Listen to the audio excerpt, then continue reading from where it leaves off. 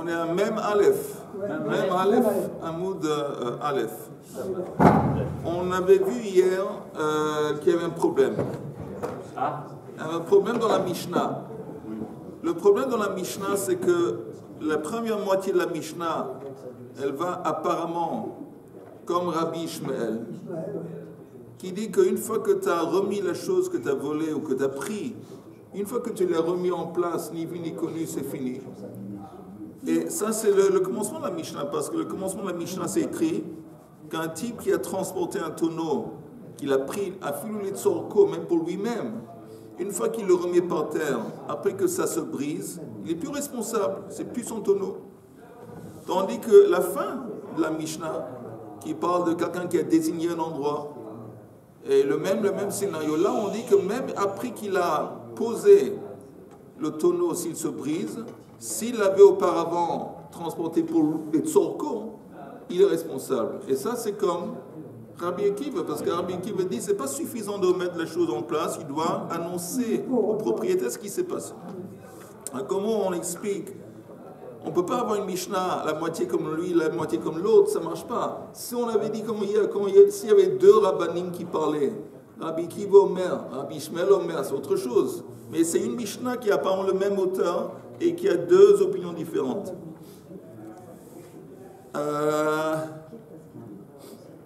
Donc, comment est-ce qu'on va rédiger tout ça? Il y a d'autres compères qui se mêlent. Rabbi Shechet, Rabbi Yochanan, chacun d'autre famille. Oui, ça va comme normalement dans la Gemara, ça va se compliquer. Alors la Gemara dit Targuma Rabbi Yaakov. Je reprends 2-3 lignes. Vous voyez à peu près 20 lignes d'en haut de la page.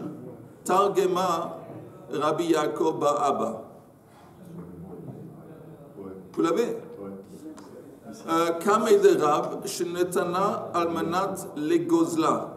Il a dit de quoi on parle? Quelqu'un qui, quand c'est écrit les tzorko, qui a transporté le tonneau, il a pris le tonneau, le chômeur l'a pris, l'a transporté pour le voler.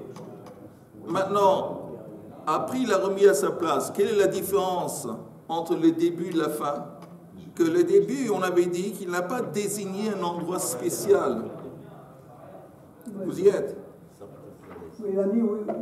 Le début, quand il a confié, il a déposé un tonneau, on ne lui a pas désigné un endroit particulier. Donc, où qu'il va le placer, où qu'il va placer le tonneau, c'est comme s'il l'a remis à sa place. La seifa, où oui, on a désigné un endroit particulier pour le tonneau, on dit qu'il n'a pas remis à sa place. Il a posé par terre quelque part d'autre. Donc, c'est pour ça que ça ne marche pas. Ça, c'est le gozla. Et deuxième opinion, Targuma Rabbi Natan Ba'ab Kamei de Rab Shenetala Almanad Lishloach Bayad. Lui, il dit qu'il a transporté le tonneau pour en prendre un petit peu. Pour en prendre un petit peu, il ne voulait pas voler tout le tonneau. Il voulait prendre quelques gorgées de vin. Après, mettre de l'eau. Et non, ça c'est différent. Mais il voulait prendre 2 ou 3 gorgées de vin, un verre de vin. Et ça s'appelle l'ishloach yad. L'ishloach yad, ça veut dire utiliser. Maintenant, un il dit voler, l'autre il dit l'ishloach yad. Alors la Gemara dit quelle est la différence? Pardon? Si on veut en prendre un petit peu, on n'embarque pas le tonneau complètement. Apparemment, il a eu besoin de le mettre de côté parce que c'était au milieu du salon, tout le monde pouvait voir. Il le met dans sa chambre, personne ne voit, et là il ouvre le robinet, il prend la classe. Ok. De quoi il se dispute?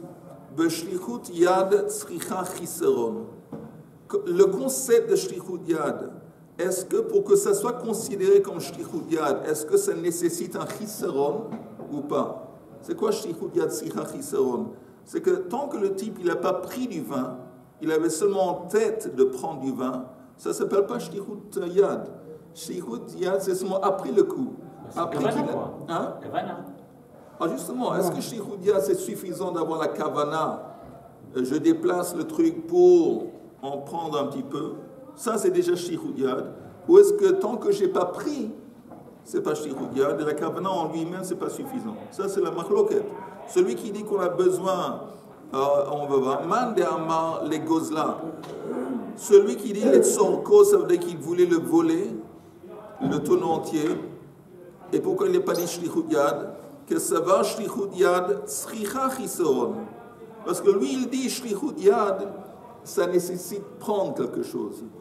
Et donc, comme il n'a rien pris, alors la seule façon qu'on peut comprendre les tzorko, c'est gzeila, c'est voler. Tu ne veux pas dire que c'est shlichut yad parce qu'il n'a rien pris. Il n'a rien pris. Ça, c'est la première opinion. Et deuxième opinion, celui qui dit qu'il a transporté pour le prendre, ou pour en prendre un petit peu, que ça va shlichut yad, eina tzricha chisoron. Lui, il dit que shlichut yad ne nécessite pas le fait, l'acte lui-même de prendre, c'est suffisant qu'il le prend, que l'intention d'en prendre un petit peu, c'est déjà shlichut yad. Matkif la Rav Sheishet. Rav Sheishet, il part à l'attaque. Si vous permettez, oui. Peut-on définir ce que ça veut dire, shlichut yad? Shlichut yad, toucher, bon. Qu'est-ce que ça veut dire toucher? Non, shlichut yad, c'est utilisé. Oui. C'est utilisé. Ah ben alors, peut-on comparer une idée, une intention, avec un acte? C'est justement la marloquette. Il dit, le moment que tu l'as soulevé avec l'intention de l'utiliser, c'est comme si tu l'as déjà utilisé. Ça rentre, c'est quoi? C'est comme si tu l'as utilisé. Ça rentre dans ton domaine, dans ton domaine, et tu prends responsabilité. Ça veut dire maintenant, dorénavant, le tonneau, il t'appartient. Ça veut dire quoi? Que s'il y a un accident, c'est toi le responsable. J'arrive mal à interpréter. Comment l'intention peut entraîner donc une responsabilité? Mais je peux avoir 50 intentions, 50 idées dans ma tête. Tous les jours, j'ai des... Oui, mais alors la question toute bête se demande, quand le type, il a soulevé le tonneau, il a transporté... Oui, on parle quelqu'un qui l'a transporté, bien sûr. D'accord. Est-ce qu'il y a eu un acte? Il n'a pas pris. Quand il a transporté avec l'idée d'en prendre. Okay. Il n'a pas encore pris. Okay. Alors, est-ce que ça, c'est suffisant pour être considéré comme shlichut yad? Déplacer et prendre, c'est différent. Ok. Matkif la Rav Sheishet. Rav Sheishet, il sort, il part à l'attaque. Midi netala katane. Il dit attendez. C'est pas écrit dans la Mishnah netala qu'il a pris. C'est pas écrit qu'il a pris le tonneau. Midi netala katane. Tiltela katane. C'est écrit qu'il a transporté. Transporter, c'est autre chose. Quand tu parles de voler, quand tu parles d'utiliser, ça marcherait si c'était écrit netala. L'intol en hébreu, ça veut dire le prendre. Mais c'est pas écrit netala, c'est écrit tiltela, transporter. Et là, donc, à cause de ça, Rav Sheishet donne une autre explication. Et là, Rav Sheishet hacha b'may askinan. Ici, de quoi on parle? Que gonche tiltela le havi alea gozalot. Qu'il a simplement transporté le tonneau pour l'utiliser en tant qu'échelle. Pardon, une échelle pour prendre des oiseaux. Il y avait un nid d'oiseaux en haut quelque part. Il voulait prendre les œufs, les petits oiseaux. Et voilà. Et ça s'appelle quoi? Ça s'appelle utiliser dans le sens d'emprunter. C'est quelqu'un il emprunte pour l'utiliser. Quand quelqu'un emprunte un objet, il n'a pas l'intention de le prendre. Il va l'utiliser. Moi, j'ai dit avant, pour shlichut yad, utiliser, ce n'est pas le bon mot, parce que shlichut yad, ça veut dire tu prends quelque chose. Tu prends quelque chose. Ça, c'est shlichut yad. Un shoel, ce n'est pas qu'il prend. Il veut utiliser, simplement utiliser. Alors, ça s'appelle Kesavar shoel shelomidat gazlan habe. Donc, selon Rav Sheishet, lui, il dit que quelqu'un qui est shoel shelomidat, il emprunte sans demander autorisation, c'est équivalent à Gazeila. C'est comme un vol. Quelqu'un dit, tiens, garde-moi mon parapluie. Après, le type, bon, il utilise le parapluie sans lui avoir demandé. Selon Rav Sheishet, c'est un vol. Vekula, et c'est l'alacha. Vekula, Rabbi Ishmael hi. Et selon les trois opinions qu'on a vues, celui qui a dit qu'on parle d'un vol, celui qui a dit qu'on parle shlichut yad, celui qui a dit qu'on parle de quelqu'un qui simplement a utilisé le tonneau en tant qu'échelle. Les trois disent que toute la Mishnah, c'est selon l'opinion de Rabbi Ishmael. Le Sefer, et comment on explique? Parce que la fin de la Mishnah, Shehinicha b'makom she'ina mekoma, qu'il a placé, après qu'il a pris le tonneau, il l'a placé par terre, il ne l'a pas remis à sa place, parce que la Sefer, la deuxième moitié de la Mishnah, on parle d'un cas où on a désigné un endroit pour le tonneau. Ok? Alors je répète, la première moitié de la Mishnah, on n'a pas désigné un endroit particulier pour mettre le tonneau. Il a pris le tonneau pendant qu'il le gardait, avec l'intention ou de le voler, ou de l'utiliser, ou de je ne sais pas quoi. Et après, il l'a remis par terre. Alors, quand on parle, il n'y a pas eu un endroit désigné, où il le place, où il le met, c'est comme s'il avait restitué. Tandis que la Seifa, où on a désigné un endroit, il l'a pris, il l'a utilisé, avec l'intention d'utiliser, je ne sais pas quoi. Et quand il l'a remis, il ne l'a pas remis à sa place, il l'a placé par terre. C'est pour ça que même selon Rabbi Ishmael, qui dit une fois que tu remets à sa place, ni vu ni connu, le dossier a été bouclé, réglé. Ici, ça ne marche pas parce que tu ne l'as pas remis à sa place. C'est comme ça qu'ils expliquent la Mishnah. Et de cette façon, toute la Mishnah, on peut l'expliquer selon un auteur. Quel auteur? Rabbi Ishmael. Ok? Est-ce que c'est clair pour tout le monde? Ok. Oui. Oui, parce que toute la Mishnah, c'est selon Rabbi Ishmael. Qui dit que, pourquoi? Parce qu'encore une fois, très vite, c'est écrit une fois que tu l'as remis à sa place et ça se brise. Au début, ça dit, alors si tu l'as transporté les tzorko, tu n'es pas responsable, parce qu'une fois que tu l'as placé par terre, c'est fini. C'est retourné dans le domaine du propriétaire du tonneau, c'est fini. Tandis que la Seif, elle dit non. Même quand tu le remets par terre et ça se brise, celui qui l'a transporté, il est responsable.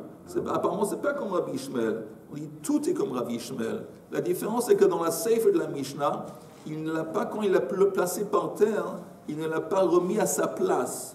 Et Rabbi Ishmael dit que quand on parle d'un vol, comme la Torah dit, c'est-à-dire que tu vas remettre l'objet volé à sa place. Tant que ça n'a pas été remis à sa place, ça reste comme si c'était à toi.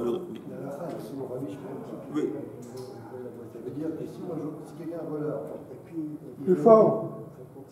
Si le voleur il remet à sa place. Non, l'opinion, pardon, la halakha c'est comme Rabbi Akiva. C'est comme Rabbi Akiva. La halakha c'est comme Rabbi Akiva. Que c'est pas suffisant de remettre la chose à sa place, il faut annoncer au propriétaire. Ok? Ok.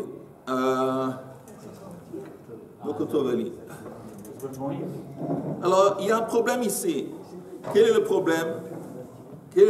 On avait vu hier que Rabbi Yochanan était très frustré. Il ne pouvait pas comprendre cette Mishnah. Le début comme Rabbi Ishmael, la fin comme Rabbi Akiva. Il dit, celui qui va expliquer tout ça selon un auteur, je suis prêt à lui transporter ses habits au bain public. Maintenant, on a trois explications. Qu'est-ce qu'il va faire? Il va transporter les habits de ces trois chachamim. Rabbi Yochanan, il dit, Rabbi Yochanan, hinicha bimkoma mashma. Il dit, ça ne marche pas votre histoire. Parce que la fin de la Mishnah, c'est écrit hinicha. Il a replacé le tonneau. Lui, il dit, le mot hinicha, replacé, ça laisse entendre qu'il a remis à sa place. C'est pour ça que Rabbi Yochanan, il dit, j'accepte pas vos explications, et donc je ne suis pas obligé de vous porter vos habits au bain public. Ok. Itma. Maintenant, il y a un nouveau sujet, un petit peu différent. Vas-y. Le voleur, il a remis l'objet à sa place. Oui. L'objet, il s'est cassé après. Il n'est pas responsable. Ça dépend. Selon Rabbi Ishmael, on peut répéter la question. On peut répéter la question pour les gens qui n'ont pas entendu. Vas-y. Non, mais allez-y, répétez la question. Donc il y a un voleur, il a remis l'objet à sa place. Oui. Exactement bidou. Oui. L'objet, juste après, il s'est cassé. Oui. 2 minutes après. Oui. Selon Rabbi Ishmael, il n'est pas responsable. Oui. Selon Rabbi Akiva, il est responsable. Oui. Maintenant, les fiat halakha, il a une responsabilité potentielle si jamais l'objet, pendant qu'il a été... Selon la halakha, tu me dis? Ouais, c'est l'Akiva, c'est quoi? Rabbi Akiva. Rabbi Akiva, oui. il n'est pas responsable. Sauf que... Non, Rabbi Akiva est responsable. Tant qu'il n'a pas annoncé au propriétaire qu'il lui a pris l'objet et puis il a remis... Tant qu'il n'a pas dit au propriétaire qu'il avait fait le vol. Maintenant, au-delà de ça, le fait que l'objet il ait pu avoir le fait de l'avoir transporté l'a abîmé. Ah non, on ne parle pas d'abîmer. S'il y a abîmé, s'il y a des dégâts, c'est autre chose, c'est un autre dossier. Le fait de le transporter a utilisé l'objet, il l'a rendu plus fragile. C'est sûr. Ouais. Non, je m'excuse. Ce n'est pas, c'est sûr. Il a roulé avec toi, Joël. Mais qu'est-ce que tu te ranges avec Joël?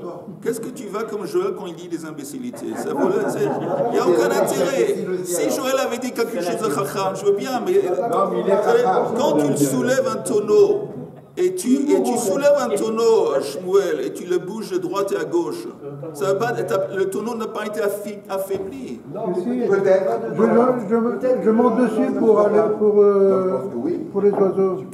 Attends, qu'est-ce que tu penses que oui? Non, parce que dans la mesure où on utilise un objet, Oui. on l'use un petit peu. Si on l'use un petit peu, peut-être qu'il était sur le point de rompre, il a rompu.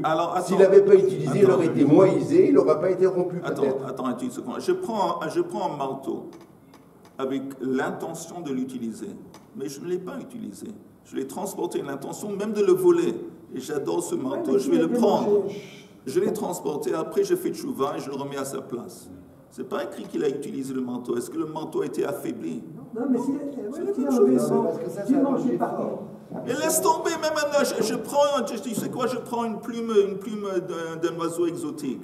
Et je décide, je vais le voler. Elle est tellement belle, je vais le voler. Après, j'ai fait le chouva, je remets à sa place. Qu'est-ce qui s'est passé, la plume? dans cette plume, il y a une micro-plume. Arrête!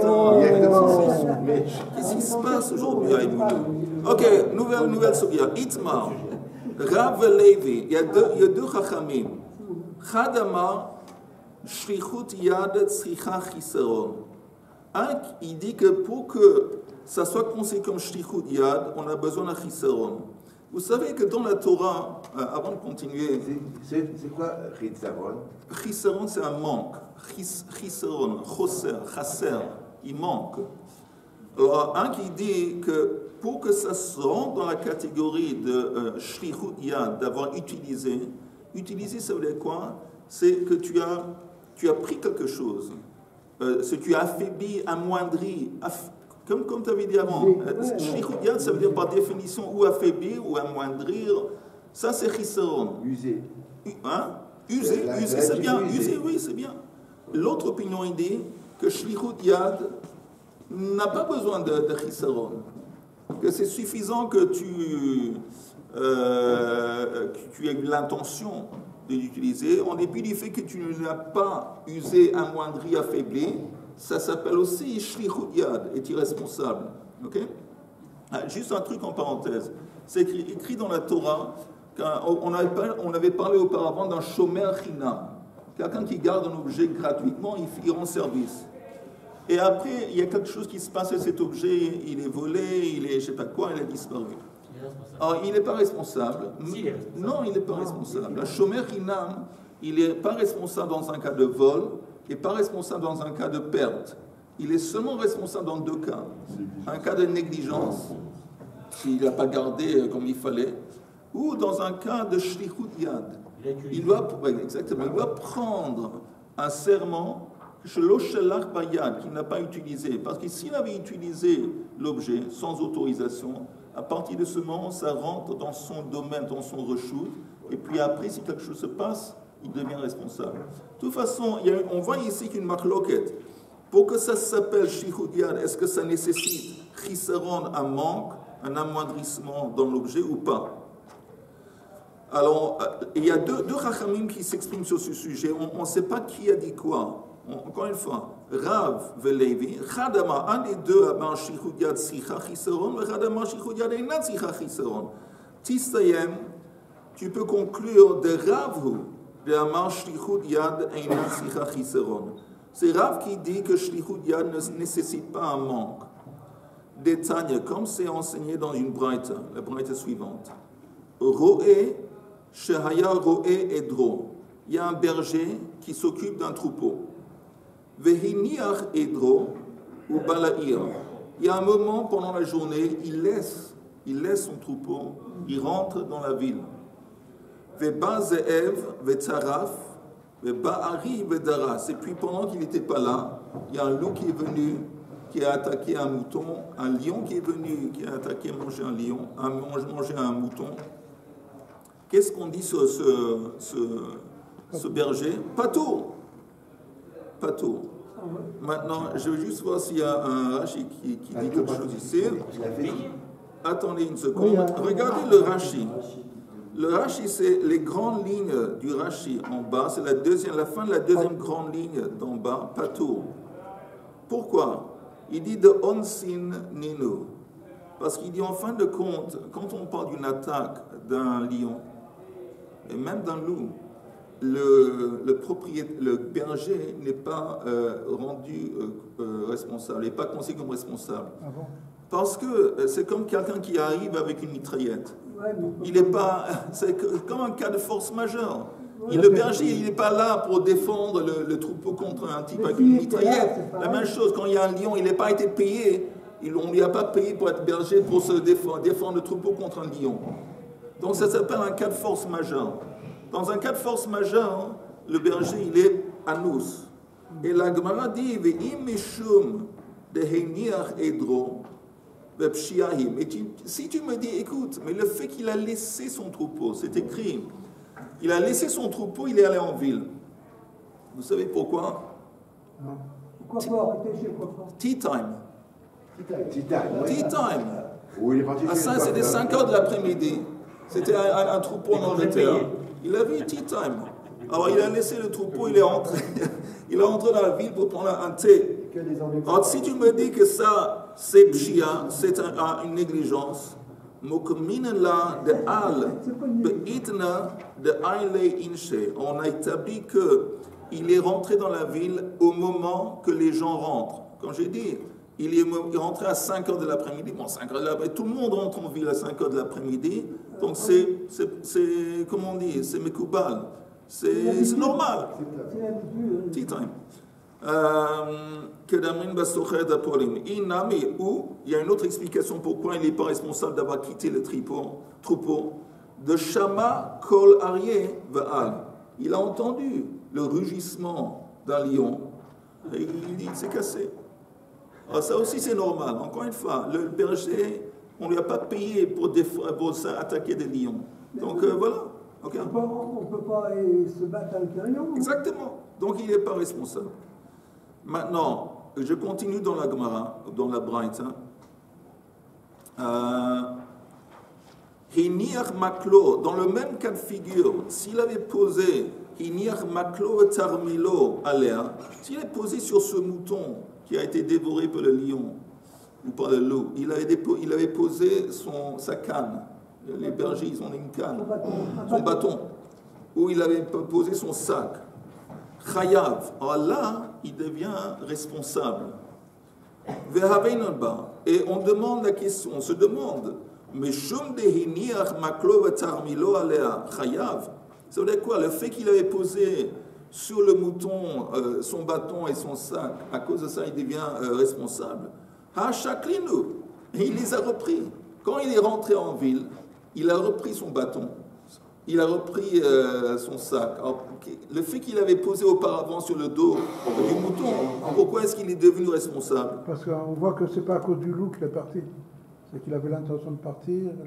Non, il savait, c'était, je sais pas, c'était 4h30. En attendant, ils ont une demi-heure. Je vais prendre, parce que c'est tea time, je vais prendre mon bâton et mon sac et je vais aller en ville. Oui, mais on avait dit que il n'est pas tour seulement si il est parti à cause du lion. Non, on avait deux explications. Ou il a eu peur, il a entendu le rugissement du lion, ou parce que c'est le moment normal où les gens vont en ville. Mais on dit pourquoi il est responsable, le fait qu'il a posé, il a repris. Amar Rav Nachman Amar Rab Bar Avua Amar Rav Beodan Alea. Non, qu'il a laissé sur le dos du mouton son sac et son bâton, et au moment où le mouton a été dévoré par le loup, le lion. Et la Gemara demande, mais même, alors qu'est-ce que ça change? s'ils étaient toujours sur le dos du mouton, qu'est-ce que ça change? Pourquoi ça impacte sur le fait que maintenant il devient responsable? Ha lo mashra. Alors vous entendez, quand on avait dit que utiliser quelque chose, parce que par exemple, on avait dit, s'il avait laissé le bâton et le sac sur le dos du mouton, ça veut dire quoi? Il a fait shlichut yad. Shlichut yad, il utilise le mouton. S'il utilise le mouton, il devient responsable. Même dans un cas de force majeure, il devient responsable d'y utiliser. Mais vous entendez, on avait dit que c'est quoi il devient responsable? Que l'objet qu'il a utilisé rentre dans son domaine. Mais pour que l'objet rentre dans son domaine, il doit faire une meshicha. Meshicha, il doit faire une action par laquelle l'objet rentre dans son domaine. Par exemple, le soulever, le tirer, un acte d'acquisition, merci. Il doit faire un acte d'acquisition. Il n'a pas fait. Le fait que tu as posé sur le dos d'un animal, ce n'est pas un acte d'acquisition. Tu l'as utilisé, mais tu n'as pas... Vous comprenez? Il n'est pas rentré dans son domaine, il n'a pas fait un maaseh kinyan. Comment vous différenciez donc l'acte de garder des moutons avec l'acte de poser un objet sur un mouton? Je vois pas. Je suis responsable de l'ensemble des moutons, y compris ce mouton, avec la canne ou pas la canne. Oui, il est responsable de tous les moutons. Mais je t'explique. On parle, il y a un mouton qui a été dévoré par un lion ou un loup. Ok? Maintenant, le cas de figure était que le berger, auparavant, il a quitté le troupeau. Maintenant, on dit, ça veut quoi quitter le troupeau? Il était censé de garder le troupeau. Alors, ensemble. On nous donne deux explications. Ou il est rentré en ville, au moment où c'est normal que tout le monde rentre en ville à ce moment, tea time, ou il a entendu le rugissement d'un lion, il a eu peur. Dans les deux cas, il est considéré comme c'est normal qu'il quitte le troupeau. Il n'est pas considéré. Après, il y a un accident, un cas de force majeure, un lion qui arrive et qui dévore un mouton. Mais on nous dit, mais s'il avait laissé son bâton et son sac sur le dos du mouton, il est responsable. On dit, ok, je comprends que le fait d'avoir mis son sac et son bâton sur le mouton, ça veut dire qu'il est en train de l'utiliser. Ça veut dire qu'il a fait shlichut yad. On avait dit, le moment qu'un chômeur, il fait shlichut yad, à partir de ce moment, l'objet rentre dans son domaine, il devient responsable. Mais on a besoin de quelque chose d'autre. On a besoin d'un acte d'acquisition. On a besoin qu'il va tirer l'animal, le faire bouger, le soulever. Un acte par lequel il va acquérir l'objet. Et ça n'a pas eu lieu. Il est simplement posé sur le dos du mouton un bâton ou un sac.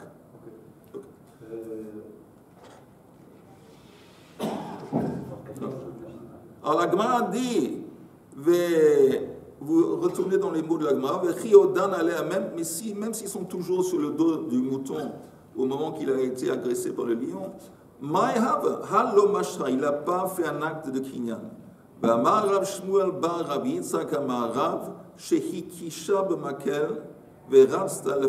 Il dit oui, qu'est-ce qu'il a fait?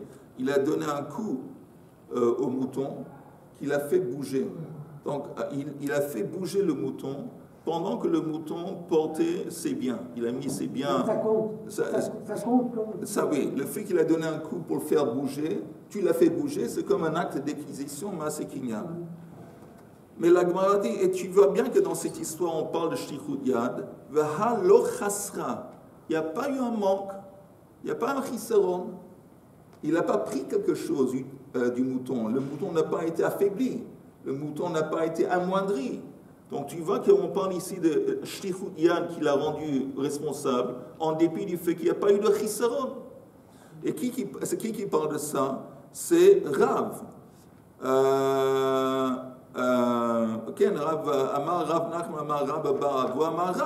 Donc, apparemment, c'est Rav qui dit que shlichut yad n'a pas besoin de chisaron. Là, tu peux déduire que savoir shlichut yad eina sicha chisaron. Tu vois bien que shlichut yad n'a pas besoin, ne nécessite pas un chisaron. La Gemara propose que quand il lui a donné un coup, ce n'est pas seulement un petit coup pour le faire bouger, il lui a donné un grand coup. Donner un grand coup, c'est un affaiblissement. S'il lui a donné un grand coup, oui, il affaiblit le mouton. Et oui, il y a un affaiblissement. Dans Kenami, tu peux aussi déduire du mot qui a été utilisé, de Katane chez Hikisha, Bemakel Shmamina. Le mot Hikisha, c'est pas écrit. Le mot Hikisha, ça veut dire Archidé de Hikrisha. Hikisha, il affaiblit. Kamar Rav Medek Nakad Hakashat Makel de Maka Chazakahi. Le mot Hakasha, ça démontre apparemment un coup fort.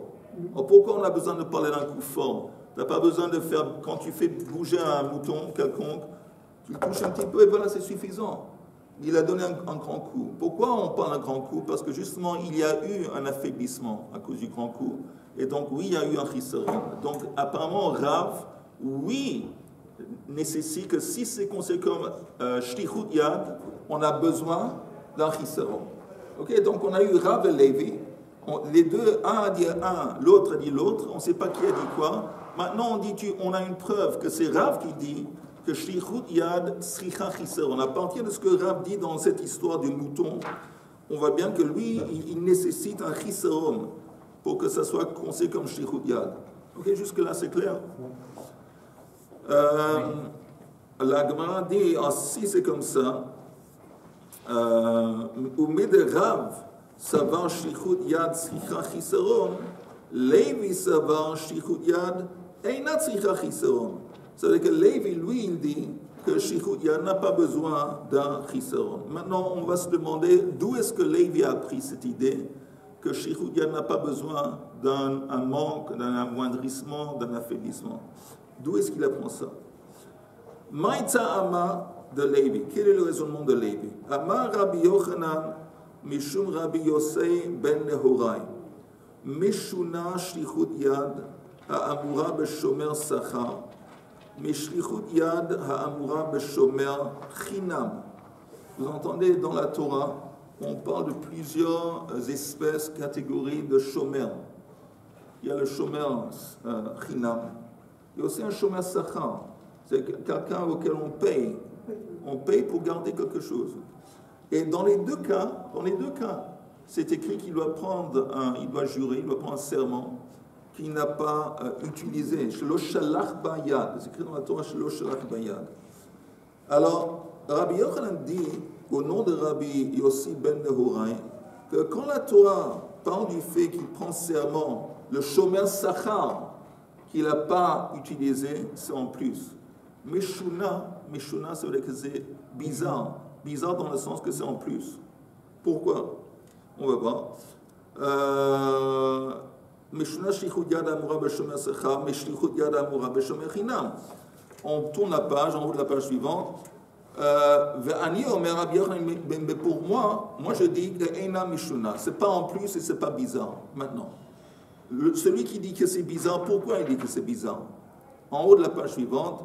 Umay meshuna, lo te'amer shlichut yad, beshomer sachar, ve'teitei mishomer chinam. La Torah n'a pas besoin de dire qu'il est responsable de shomer sachar s'il a utilisé l'objet, parce que je peux déduire ça tout seul à partir du shomer chinam. Comment? On va voir. Uma shomer chinam, shepatur begneiva va'aveda. On sait que le shomer chinam, il est exempt dans un cas de vol ou de perte. Shalach bayad chayav, et néanmoins, s'il avait utilisé l'objet, il devient responsable. Shomer sachar, shechayav begneiva ba'aveda, le kol sheken.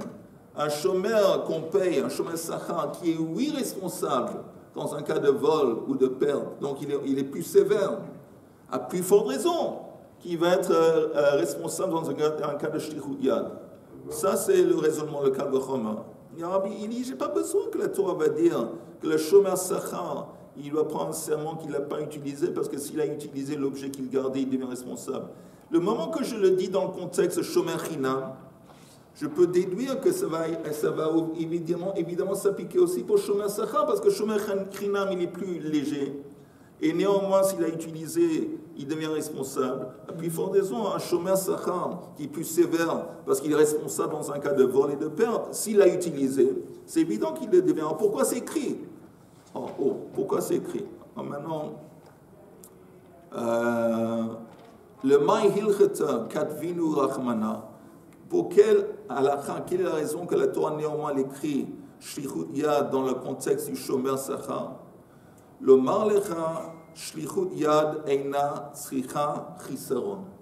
Pour nous enseigner que Shlichut Yad, dont on parle, ne nécessite pas un Chisaron.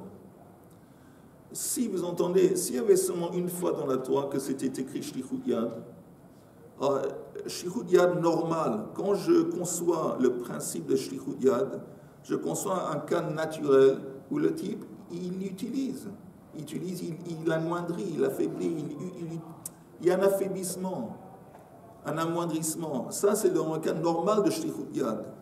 Mais le fait que c'est répété la deuxième fois vient me dire, pas seulement où il y a eu un chisaron, même dans un cas où il n'y a pas eu de chisaron, l'autre tsarich chisaron, ça reste Shlichut Yad, il est responsable. C'est pour ça que ça a été écrit une deuxième fois dans le contexte de Shomer Sachar. Jusqu'ici, est-ce que c'est clair? C'est seulement dans le cas du Shomer Sachar que s'il n'y a pas de chisaron? Non, ça s'appliquerait à tout le monde. C'est un exemple. C'est clair? Ok. Attends, la Gemara, je répète. La Gemara, il y a un Chacham, quel Chacham? Rabbi Yosef ben Nehorai. Lui, il dit que quand la Torah écrit Shlichut Yad dans le contexte d'un Shomer Sachar, ça veut dire que si le Shomer Sachar, il a utilisé l'objet, Shlichut Yad, il est responsable. C'est en plus. Pourquoi c'est en plus? Parce que le moment que la Torah a écrit ce principe dans le contexte, même un Shomer Chinam, qui est plus léger, parce que comment je sais qu'il est plus léger? Il est exempt dans un cas de Geneva va Aveda, un vol et de perte. Il est exempt. Et néanmoins, en dépit du fait qu'il est exempt, s'il avait utilisé l'objet avant que ça ait été disparu, il est responsable. Alors, si un chômeur chinam qui est léger, il est responsable dans un cas de shlichut yad, un chômeur sachar qui est plus sérieux a plus forte raison. Alors, c'est en plus. Alors, pourquoi c'est écrit? Pourquoi c'est écrit? Pour nous enseigner que shlichut yad n'a pas besoin de chisaron. S'il y avait seulement une fois écrit shlichut yad dans le contexte de shomer chinam, je dis c'est quoi shlichut yad normalement? Normalement, quand je pense où il y a eu un chisaron, quand c'est répété une deuxième fois, je dis que shlichut yad, ça comprend même quand il n'y a pas eu de chisaron. C'est pour ça que ça a été écrit une deuxième fois, pour m'enseigner que shlichut yad, l'autre sari chisaron. Il n'y a rien de plus dans la Torah. Alors, si tu me dis que shlichut yad, ça a l'air d'être en plus dans le contexte de shomer sachar, je te dis c'est pas en plus. Ça vient nous enseigner une règle que shlichut yad, c'est shlichut yad même s'il n'y a pas eu de chisaron. Est-ce qu'on peut associer, en tout cas, quelle est la responsabilité du chômeur locataire qui paye un loyer? Il est, je ne sais pas comment on appelle ça. Il est un socher, celui qui paie, il est comparable à un chômeur sachar. Un socher, quelqu'un qui va louer, que ce soit louer un appartement, louer un objet, il est comparable à un chômeur sachar. Ça veut dire qu'il est responsable dans un cas de vol, responsable dans un cas de perte, mais il est exempt dans un cas de force majeure, un accident.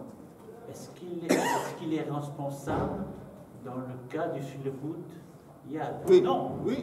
Mais non, parce que il est équivalent au chômeur.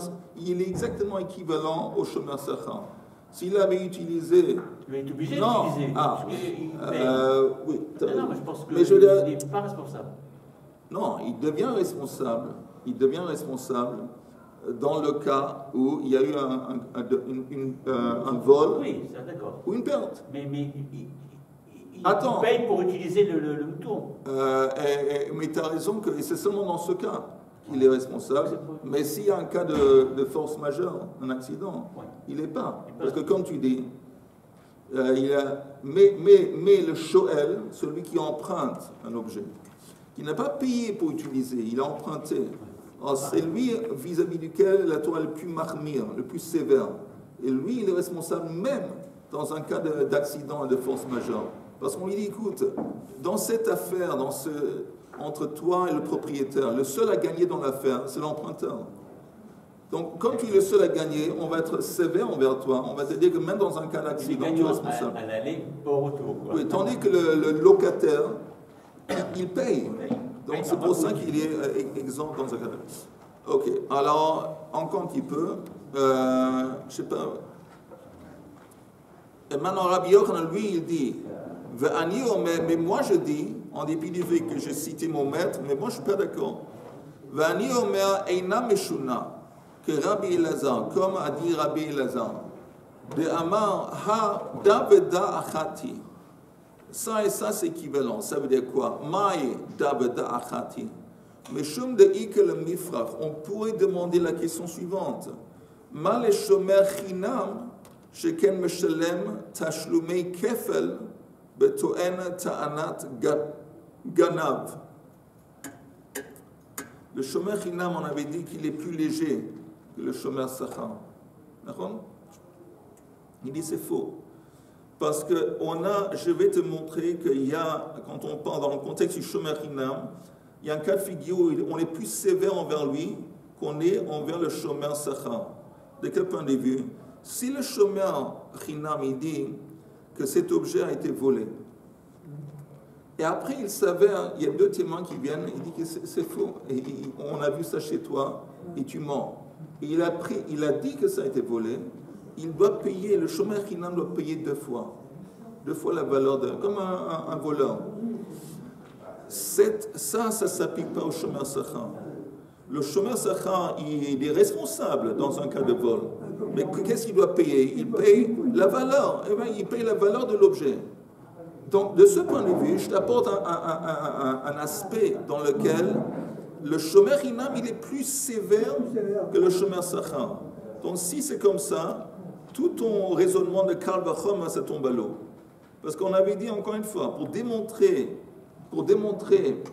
que Shlichut Yad, qui est écrit dans le contexte de Shomer Sachar, c'est en plus. Je dis pourquoi c'est en plus? Si le Shomer Chinam, il est responsable de Shlichut Yad, à plus forte raison le Shomer Sachar. Maintenant, on est en train de dire qu'il n'y a pas plus forte raison. Il n'y a pas un qui est léger et l'autre qui est chamour. Parce que celui que tu as dit qu'il est léger, je veux dire que dans un aspect, il est plus sévère que l'autre. Dans le cas où il ment, il dit que ça a été volé, il doit payer deux fois. Il est plus sévère que l'autre. Donc le Karl Vachom, il tombe à l'eau. Donc on a oui besoin de dire Shlichut Yad dans le cas de Shomer Sachar. Tu ne veux pas apprendre automatiquement un de l'autre. Tu pourrais dire que pourquoi le Shomer Chinam, il doit payer, il est responsable dans le Shomer de Shlichut Yad, parce qu'il a à cause de cet aspect sévère que quand il ment, il doit payer deux fois. Donc ça tombe à l'eau. Et dans encore une ligne, on finit. Mais je répète encore une fois, mais Shum de Ikel Mifrach, on pourrait attaquer ce Karl Vachom qu'on avait présenté auparavant. Mal Shomer Chinam, Sheken Meshalem Tashlumei Kefel, Betoen Tanat Ganav. Beman de l'Oparir, et celui qui n'apporte pas cette kushia, Saban Karna Belo Shvua, Adifa Mikfeila Beshvua. Il dit que le keren, quand quelqu'un est obligé automatiquement de payer le keren, le capital, c'est néanmoins plus sévère à difa que celui qui doit payer un kefel, le double, dans un cas rare où il a pris une shvoua que ça a été volé, il savait qu'il a menti. Donc il dit, l'autre qui dit en fin de compte, ça ne change rien, il y a toujours un Karl Vachomer. Le Shomer Sachar, il reste plus sévère, il est considéré plus sévère qu'un Shomer Chinam. Pourquoi? Parce que le Shomer Sachar, automatiquement, il est payé pour ça. Il est responsable dans un cas de vol. Et le fait qu'il est toujours responsable de payer dans un cas de vol, même si ce n'est pas le double, c'est plus sévère que quelqu'un où, dans le cas extraordinaire, où il a pris serment et il a dit que ça a été volé, il s'avère que des témoins viennent, il savait qu'il a menti, il doit payer le double. C'est plus sévère. Parce que c'est rarissime, c'est un cas qui est rare. Mais la norme, c'est qu'il ne doit pas payer pour un cas de vol, tandis que le Shomer Sachar, dans la norme, il doit payer. Et c'est ça qui est important, et c'est ça qui fait en sorte que le Shomer Sachar, il conserve son statut de plus chamour que Shomer Chinam. Et donc le Kal Vachomer reste. Et donc, quand c'est écrit Shlichut Yad dans le contexte de Shomer Sachar, c'est en plus. Et donc, je me permets d'utiliser ça pour enseigner que Shlichut Yad, lo tzarich hisaron. Maintenant, je vous propose, si vous avez envie, de réfléchir, de voir ça. Ça va prendre un quart d'heure, 20 minutes. Et on se retrouve bliné de mercredi. Dans un quart d'heure.